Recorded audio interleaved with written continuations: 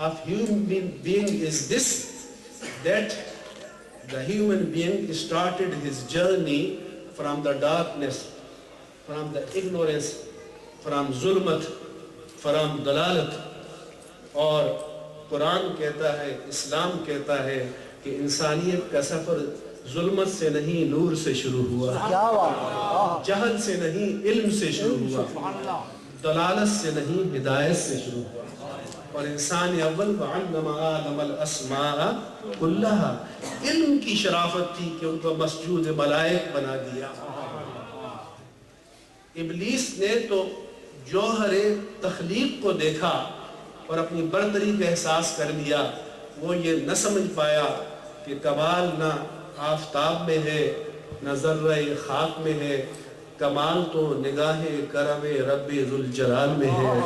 وہ چاہے تو خاک کے بنائے ہوئے آدم کو نوری ملائک کا مسجود بنا دے.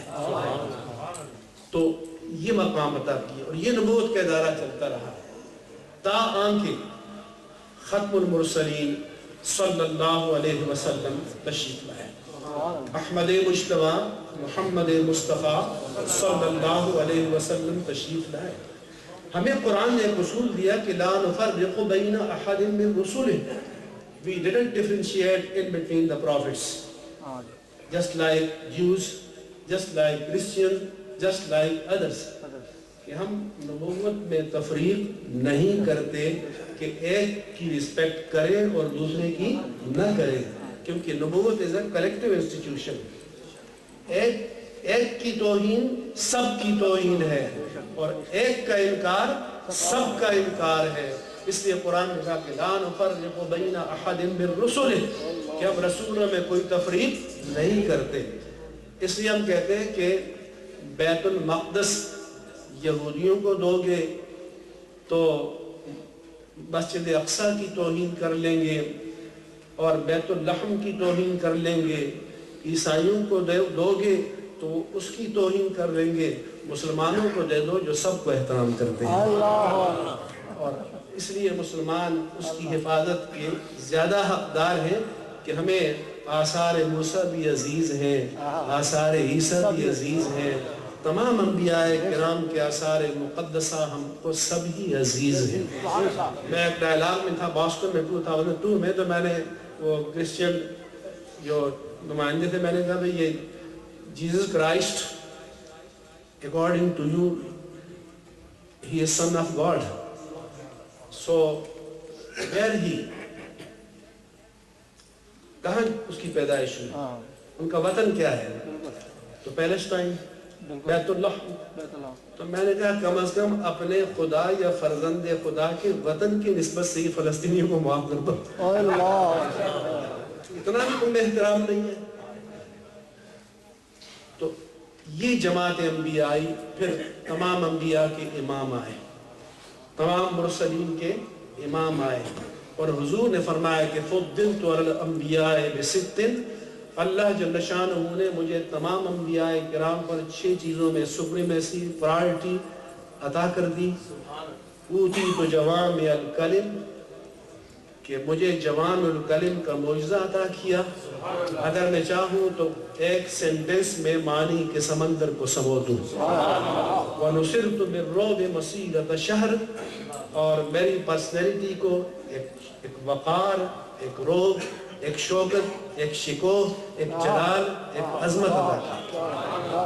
فرمایا کہ جُعِلَتْ لِيَ الْأَرْضُ مَسْجِدًا وَطَهُورًا, کہ پچھلی امتیں they were bound to pray in their prayer houses, in معابد, in کنیسہ, in صومعہ, in دیا, in temple, in church. مگر فرمایا کہ میرے غلام اللہ کی زمین پر چلتے چلتے جہاں وقت آ جائے نماز پڑھ لیں. میری امتیوں کے لیے ساری زمین کو مسجد بنا دیا اور پاک بنا دیا. پھر فرمایا کہ احلت لی الغنائم لم تحل لأحد قبلی, میرے لیے مال غنیمت کو حلال کر دیا, اس سے پہلے کسی امت کے لیے حلال نہیں تھا. یاد رکھنا, مال غنیمت صدقات کو وہ استعمال نہیں کر سکتے تھے, قربانی کے گوشت کو استعمال نہیں کر سکتے تھے. قرآن میں حضرت آدم کے بیٹوں کا ذکر ہے کہ قربانی لا کے میدان میں رکھنی پڑتی تھی، اگر آسمان سے آگ آ کر کھا جاتی تو رزلٹ آؤٹ ہو جاتا، قبول ہو گئی، اور نہ کھاتی تو رزلٹ آؤٹ ہو جاتا کہ ریجیکٹ ہو گئی۔ حضور کے غلاموں پر کتنا کرم ہوا کہ آپ قربانی کرتے ہیں، گوشت بھی کھاتے ہیں، پوست بھی استعمال کرتے ہیں، اور پردہ بھی پڑ جاتا ہے۔ سچ بتاؤ، اگر قربانی کی شام کو رزلٹ چھپا ہوا ہو تو ہم ایک دوسرے کو چہرہ دکھانے کے قابل ہوں؟ ایک نبی کا ذکر شرح صحیح مسلم میں ہے کہ مال غنیمت میں خیانت کی، کیونکہ وقت کم ہے اس لیے میں مختصر کرتا ہوں۔ تو اس جماعت انبیاء میں ہمارے آقا و مولا صلی اللہ علیہ وسلم کا مقام اور مرتبہ کیا ہے؟ قرآن مجید کی سورہ بقرہ کے شروع میں کہ جب مدنی زندگی میں 16-17 ماہ تک بیت المقدس کی طرف نمازیں پڑھنے کا حکم ہوا تو حضور کے دل میں یہ ایک تمنا تھی، آرزو تھی، تڑپ تھی کہ آپ کے جد اعلیٰ حضرت ابراہیم و اسماعیل علیہ السلام کا بنایا ہوا کعبہ اور قبلہ جو مکہ میں ہے وہ قبلہ نماز بن جائے۔ تو آپ وہی کے انتظار میں اپنا رخ انور اٹھا کر آسمان کی طرف دیکھا کرتے۔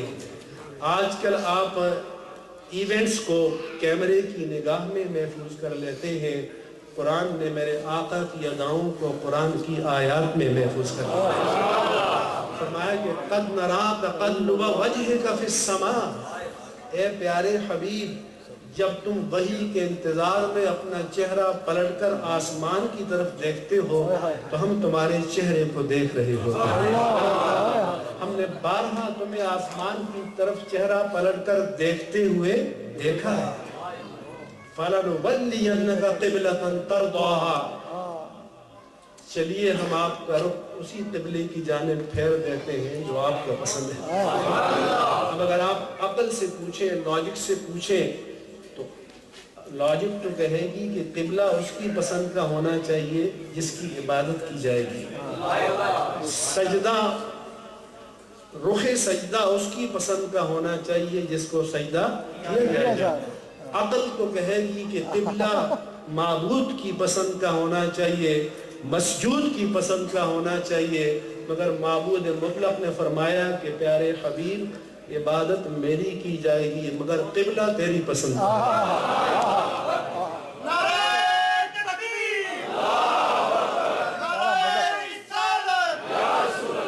فَلَنُوَلِّيَنَّكَ قِبْلَةً تَرْضَاهَا فَوَلِّ وَجْهَكَ شَطْرَ الْمَسْجِدِ۔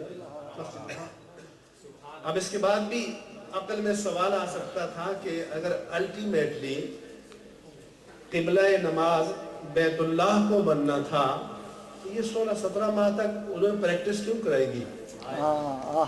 بیت المقدس کی طرف نمازیں کیوں پڑھائی گئی؟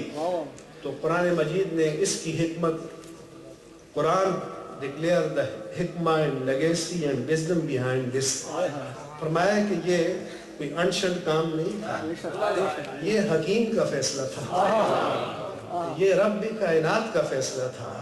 فرمایا کہ ہم ایک ٹرننگ پوائنٹ لانے والے تھے، ہم ایک فیصلہ کن موڑ لانے والے تھے۔ آج تک منافق بھی آ کر صفوں میں کھڑے ہو جاتے تھے، آج ہم ان کو چھانٹ کر نکالنے والے تھے۔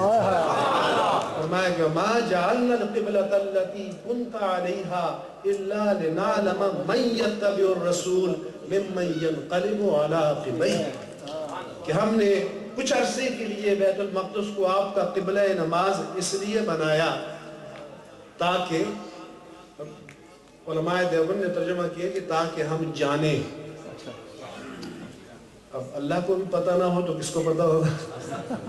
فاضل بریلوی نے کیا کہ تاکہ دیکھیں، یعنی علم تو اللہ کا ازل سے ہے لیکن ظہور علم اب ہونا تھا تاکہ دیکھیں کہ کون رسول کی پیروی کرتا ہے اور کون ان کے پاؤں واپس کرتا ہے۔ کیونکہ منافق اعتراض کرے گا کہ میاں کل ان کا رخ بیت المقدس کی جانب تھا، آج بیت اللہ کی جانب ہے، اگر کل صحیح ہے تو آج تھے تو آج غلط ہے، آج صحیح ہے تو کل غلط تھے، ان کی بات کا کیا اعتبار ہے؟ مگر مومن کہے گا کہ نہ ہم بیت المقدس کو جانے نہ بیت